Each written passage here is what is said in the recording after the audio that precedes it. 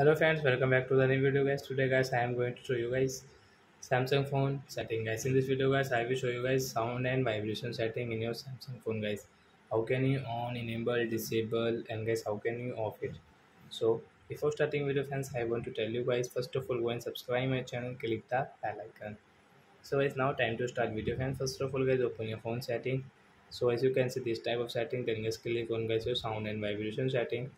Then guys you can see guys your vibrate mode. So as you want to on guys your vibrate mode, so as you can on from here, so as your phone will be vibrate guys, you can see this icon.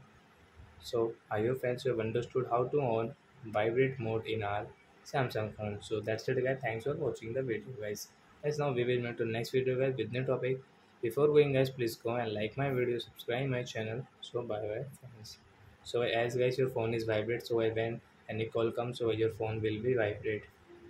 That's it. Bye.